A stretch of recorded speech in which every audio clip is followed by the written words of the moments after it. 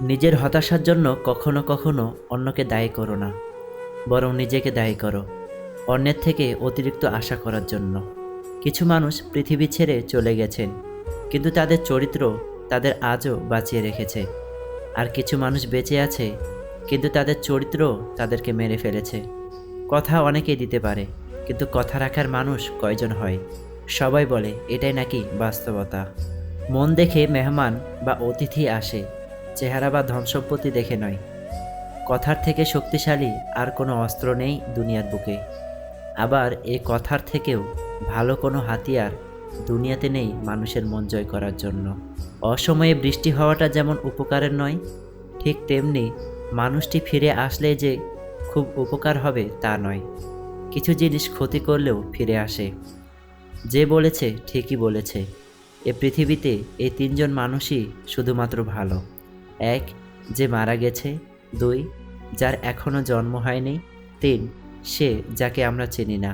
বর্তমানে বেঁচে থাকার তিনটি পথ: এক, মেরে বাঁচো। দুই, মরে বাঁচো। নয়তো তিন, লড়ে বাঁচো। মানছি যে টাকাই সব কিছু না, তবে এটাও ঠিক যে টাকা ছাড়া কোনো কিছু হয়ও না।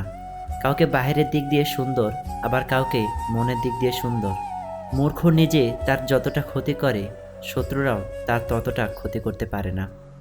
যে দোষ করে ক্ষমা চায় সে খুব সাহসী, যে প্রতিশোধ না নিয়ে ক্ষমা করে দেয় সে খুব শক্তিশালী, আর যে সব ভুলে যায় সে মহাসুখী। তোমার মনটা যে বুঝতে পারে, তার কাছে তোমার ছোট একটা বাক্য অনেক কিছু প্রকাশ করে। আর যে তোমার মন বুঝে না, তার কাছে রচনা লিখে দিলেও সে কিছু বুঝবে না। বলার জন্য অনেক কথা বলা গেলেও রাখার জন্য মানুষ একটা কথাও রাখে না।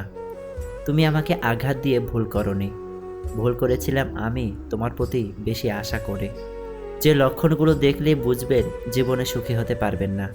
এক, অলসতা।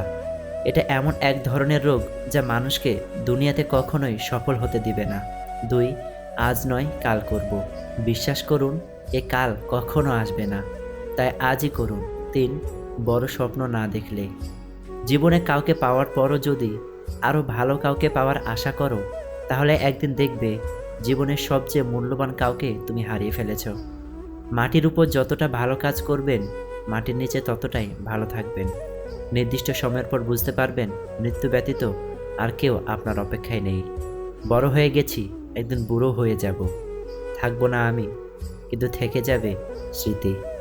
মেয়েদের জন্য সবথেকে বড় স্কুল হলো স্বামীর বাড়ি, যেখানে শিক্ষকের অভাব নেই আর শিক্ষার শেষ নেই। বাইক চালানোর সময় মনে রাখবেন, কোনো দিন না ফেরার চেয়ে দেরিতে ফেরা ভালো।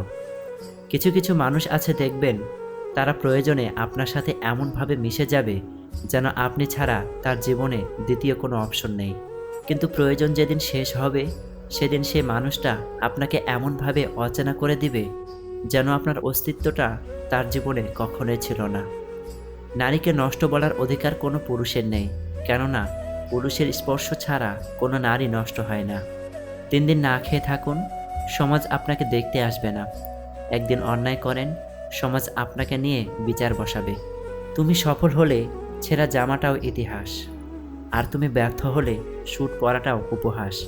নিজেকে সবসময় হাসি খুশি রাখতে চাইলে অপরের খুশি দেখে জ্বলে যেও না, আর নিজের দুঃখের কথা কাউকে বলো না।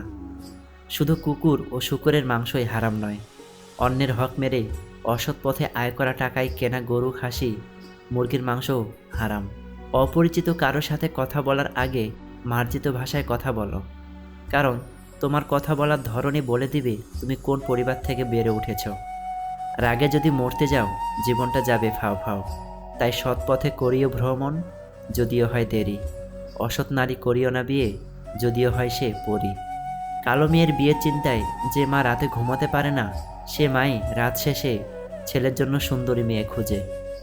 তুমি ফুলের উপর শুয়ে থাকলে সেটা তোমার ফুলসজ্জা, আর ফুল তোমার উপর শুয়ে থাকলে সেটা হবে তোমার শেষ সজ্জা। জীবনে বড় হও, কিন্তু কাউকে ছোট করে নয়। জীবনে হাসো, কিন্তু কাউকে কাঁদিয়ে নয়। সব চিন্তা বাদ দিয়ে আগে টাকা উপার্জন করো। টাকা থাকলে পকেটে, রমণী আসবে রকেটে। স্বার্থের পৃথিবীতে ভালো খারাপ বলে কিছু হয় না। তুমি যার মন রাখতে পারবে তার কাছে তুমি ভালো, আর যার মন রাখতে পারবে না তার কাছে তুমি খারাপ। অর্থলোভী মেয়েদের থেকেও ভালোবাসালোভী মেয়েরা মারাত্মক। অর্থলোভীদের মন অর্থ দিয়ে খুশি করতে পারলেও ভালোবাসালোভী মেয়েদের সবসময় আরও ভালোবাসা চাই বলতেই থাকবে। ওদের কম ভালোবাসা কখনো পোষায় না। ভালোবাসা ভাঙলে কেউ ঘুরে দাঁড়াতে পারে না তা নয়, ঘুরে দাঁড়াতে গেলে যে দমটা লাগে সে দমটা সবার থাকে না। শিয়াল অনেক চালাক হওয়া সত্ত্বেও মানুষ কিন্তু কুকুর পোষে।